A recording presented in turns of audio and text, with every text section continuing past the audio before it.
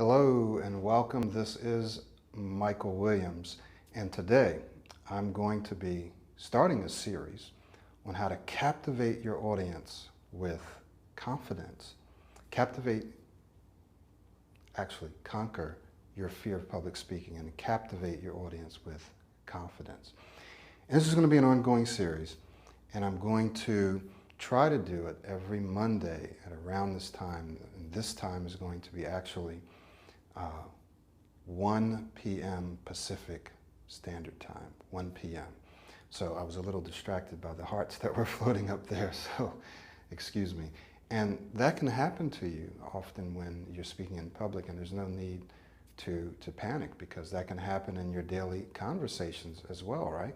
And when this does happen, the one thing that you don't want to do is you don't want to panic, and you don't want to just stop and freeze. You just want to keep going. So we're going to be talking about how to conquer your fear of public speaking and captivate your audience with confidence. And we'll do a little bit of this in each and every one of these sessions. Now, in this session, we're going to start out by talking about the two factors that actually cause people to become afraid when they're speaking in public. And we're going to talk about one of those today. I'm going to mention what they are, right? Two major factors. I'm going to mention what they are. We're going to jump into one of them today, and then we'll talk about the other ones in future sessions. So the two major factors are, in fact, what do you think the two major factors are? Why do you think people become afraid to speak in public? And even on Periscope, why do you think people become afraid to scope, right? To actually get on camera and say what they want to say, to express their thoughts and their feelings. Why do you think people become afraid? Go ahead and type that into the chat. I'm not sure if I'll be able to see it or not, but I will be able to see it afterwards, and I'll try to respond to you. Because of a live audience, all eyes are on them. Yeah, I'm seeing it. Okay. Why else do you think? Because, yeah, it's a live vulnerability. Yeah, because you're there. I mean, just like the scope, right? Okay, I'm live, you're watching me. People say, oh, I don't like his hair, or I don't like his shirt or his collar or something, right? So you're vulnerable to what people might say. Fear of rejection. Yeah, fear of rejection. Self-conscious. You become very self-conscious. Absolutely. Out of your comfort zone. Yeah. If it's not something that you've been doing for a while, or it's not something that you like to do, that you're used to doing, puts you out of your comfort zone. Not looking good. If you don't feel like you're dressed appropriately, or if you don't feel like you look great on camera, or maybe you're saying that I don't look good. I don't know. But either way, those are some great reasons why people, and they're all absolutely correct. All those reasons are absolutely correct. Lack of confidence. Lack of confidence. Yeah. In fact, I'd like for you, if you have a chance, head to my website, pro90d.com, and let me just tell you a little bit about that. My area of expertise is working with people, other opinions, and you look great. Thank you. Go ahead and head to my website, because I want you to send me some of these comments that you're making about why people have this fear of speaking in public. Just head over there, click the contact us or contact me, and send me those things, those comments that you're saying. And the reason that I want to do that is because I want to make a collection of them so I can address them in these scopes, because they're excellent. We are going to address many of them, right? But I'd love to do that. And I'll just tell you a little bit about my website when you get there. It's called pro90d.com, pro90d.com. My area of expertise has to do with helping people who struggle with speech issues, right? Which could be anywhere from stuttering to a severe fear of public speaking. Meaning, there are people that speak fine on a daily basis, or they speak fine when they're sitting down, or they speak fine in a small audience, or they speak fine when they're with people that they know. But what happens is, as soon as they know they have to do a presentation, or they have to stand before any kind of a group or audience, they start stuttering, they freeze up. One lady told me that she actually fainted. Some people, minds just go blank, right? And they just can't say what they want to say. There's a question, how long have you been doing that? How long have I been scoping, or how long have I been working with people that struggle with stuttering and stuff? I've been doing that for several years now. And here's the thing that I find out. Generally, what happens is people begin to struggle with their speech when they're under pressure. So when they're by themselves, they're fine. When they get under pressure, all of a sudden, everything goes haywire. So what can we do about this? How can we deal with this? So some of you may be asking, I'm just going to try to answer these questions as we're going through a little bit so that I don't forget. How long have I been public speaking? Many years, actually. I'd say a good almost 20 years. I stuttered for about 20 years, so I'm a little older than what you might think, but I stuttered for well into my 20s. I'm actually 48 now, and stuttered for a long time. And the way that I got out of stuttering in presenting and in conversing was by learning to present more. And I'm going to be sharing some of those secrets with you. So I wanted to give you a little background so that when you go to my site, it says How to Stop Stuttering. It's also for people that struggle with fear of public speaking. And I'm creating a special course just for that. And there's going to be obviously a free portion that you can jump into and get real information. And then there'll be something that's paid as well. And it'll be your choice. And we're also going to be doing some stuff here. So let me jump into these two reasons why people struggle with their fear of public speaking. And I'm going to try to answer that question. Please remind me, do using your hands help? Yes, they do. Okay. So, two reasons. Number one, anticipation, right? And I know this because many of the clients I work with, and I work with clients around the world, and no, not all of them stutter. Some of them struggle with fear of public speaking. And the one thing that everyone says is that anticipation that you have something coming up. You have a presentation coming up or something.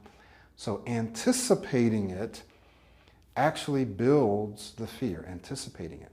The second one some of you touched on, and that is preoccupation. Now, you didn't use that word. You used fear of rejection. Sometimes you used lack of confidence. You said all eyes are on you. A lot of this has to do with preoccupation. Now, what do I mean with preoccupation? Well, I'm not going to talk about that today. I want to save that for future scopes. Preoccupation. So I just want you to look up that word. Many of you probably already know what it means. And what do you think I mean when I say preoccupation? Don't answer that now. Let's save that for the next scope. That's a big one. When we become preoccupied. Somebody else used the word self-conscious, right? That's right there, right there. Today we're going to talk about anticipation because that's the very first thing that happens. You find out you have to speak in public. The first thing you begin to do is what? Is think about that presentation, or think about the fact that you have to give that presentation. Now watch this. Here's the secret. You're going to think about the presentation, and that's a good thing. That is, you're going to anticipate it. So it's not a question, it's not a matter of whether or not you're going to anticipate it.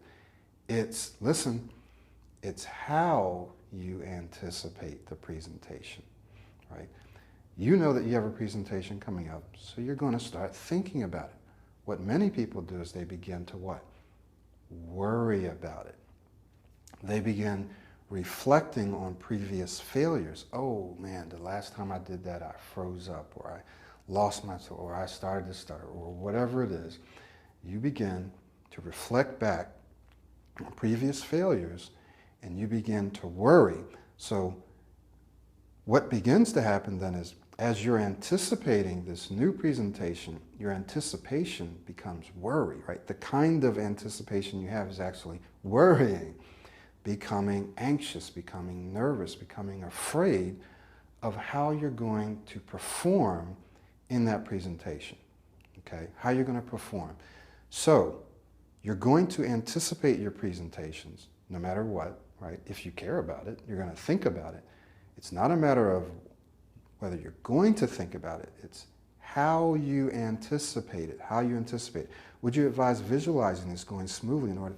Yes, visualization is one and a very powerful technique and strategy for preparing yourself, for anticipating, for preparing, for practicing your presentations. Again, please remind me of that because we'll cover that in future sessions. But for this session, and that was a great comment, for this session, what I want you to think about, and what I'm actually going to leave you with, is when you have a presentation coming up, and some of you watching this may have some presentations coming up, how do you think about, how do you anticipate it? Do you worry about it? Because if you're thinking about and worrying about how you performed in the past, or if you're worrying about how you might fail, oh, I hope I don't mess up, I hope I don't get stuck, I'm wondering what people are going to think about me, and I hope I can communicate this clearly, and I hope the people watching and listening don't think I'm stupid, and I hope that, right, if you start worrying about failing or not failing or avoiding failing, you start thinking about that, what do you think you're going to get? What do you think is going to happen? The exact thing that you're thinking about is going to happen. Why? Because that's what you're thinking about. That's what you're focusing on. It's what your mind is turning around. It's what your mind is thinking. It's what it's focused on. So what we have to do then is we have to shift our focus, right? Not just once, but continuously throughout that anticipation phase. Continuously shifting our focus when you're anticipating a presentation. So what we're going to do is in the next scope, we're going to talk about how to do that. You have a presentation coming up, you're beginning to anticipate it. How can we shift our focus there, right? And keep our thoughts focused on something that's constructive, something that's going to help us present well. That's a major key. And we're going to jump into, we'll probably have time to jump into preoccupation, which is a big one. The next scope, I hope to do next Monday. I don't want to commit to doing these multiple times a week unless I have a huge following that just wants to see me multiple times a week. Then I would do that. But I really want to just commit to doing these once a week. And that way I know that I'll be able to do that. So thank you very much for that question. Okay, so let's just kind of review what we talked about today. Many people have a fear of speaking in public at different levels, right? Many people have this. Sometimes it's speaking in front of large groups. Sometimes it's speaking in front of smaller groups. Sometimes it's speaking in front of people that you don't know, or bosses or managers or whatever, right? It's different for different people. We'll also talk about the science behind that. What is your brain doing when it comes to this fear of public speaking, and how to change that, how to reprogram yourself. So we talked about this, right? We also talked about the fact that there are two core, there are many, right? But two core reasons why people are afraid to speak in public. Two core reasons. One has to do with what? What was the first one that started with the A? Go ahead and type that in for me. I just want to make sure that we're clear. There were two core reasons. One started with the A and one started with the P. What was the first one that we talked about that started with the A? Who can share that with me? Anticipate, exactly. Anticipation, right? So you're going to think about an upcoming presentation. The question is, how do you think about it? What was the second primary or core reason for fear? It started with the P. It was what? Who can tell me? Who can remember? Preoccupied, yes. Preoccupation. Thank you. Absolutely right. You become preoccupied with stuff that you shouldn't be preoccupied with. And this is not just prior to or leading up to the presentation. When you're doing the presentation, for example, if I were preoccupied with other things right now, I wouldn't be able to speak to you. I don't have a script, right? And if I were preoccupied with other things, what's going on outside, with how I'm looking, I wouldn't be able to flow. I wouldn't be able to speak well. So preoccupation is another one that causes us to get real anxious and fearful. I could have become preoccupied with not getting the title to this session right because I saw these hearts pop up. And all of a sudden, for just a second there, I switched it around. So if I had just continued to focus on that, then the rest of the scope would have been messed up and I would have had to stop. But I didn't. Just calm down, relax, boom, go right into it. So anticipation, preoccupation, those are the two primary reasons.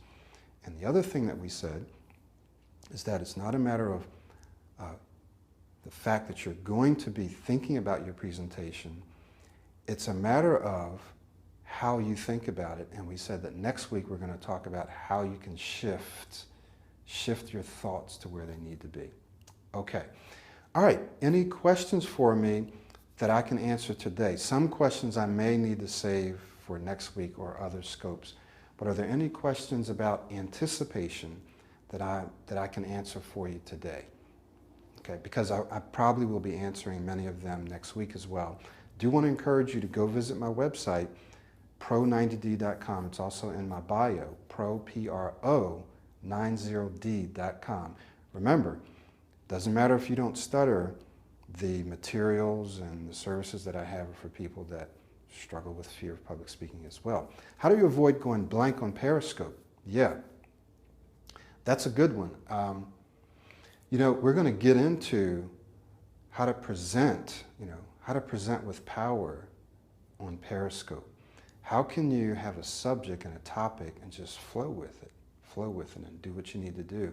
And how can you keep from being too distracted from comments, right, or beautiful hearts going up? How can you hold to what you want to speak about on Periscope? That's a great question. Thank you for asking that. And let me put some thought to that, and we're going to get into how to keep from going blank on Periscope. Great question. All right, just going to answer a few questions here. I tend to speak rapidly when anxious. My message becomes, yes. I can tell you that, man, 98% of my clients that I coach, their major issue is speaking fast, right? And what happens is, it's a wonderful, wonderful question. Thank you for asking. What happens is many people, when they become anxious, begin to tense up and speed up. And what happens is when people become anxious, your mind starts to get cloudy. Things start to blur up. Sometimes people completely forget. They've practiced, they've rehearsed, they did everything they were supposed to do, right? Leading up, they meditated, they visualized, they did everything, they exercised. Come presentation, boom, everything falls apart. And we have ways to fix that. So, yes, speeding up is one of those things that absolutely does happen, and it happens for various reasons. Sometimes there's a mindset, there's a belief, ooh, I want to hurry up and get through this, right? Speaking fast, I want to get through this. Also, just the body does certain things, tenses up, your breathing becomes shallow, and just everything just starts to get tighter and faster, right? But also has to do with habit. If this is the way you've been habitually speaking when you get anxious, then that's the way you're going to speak when you get anxious. So what we have to do is create a new habit of how you speak under pressure, right? Creating a new habit. It's not easy, but it can be done, just like anything else. Any other great questions? Any other great questions? Okay, so hopefully you remember what we're going to look at next week. Should be around the same time. This is 1 p.m. Eastern, not 1 p.m. Pacific. I just moved to the West Coast from Florida, from the East Coast, so that's why I'm still kind of getting my times right. Thank you all very much. Look forward to your comments and your emails, and look forward to seeing you next week at this time right here, okay?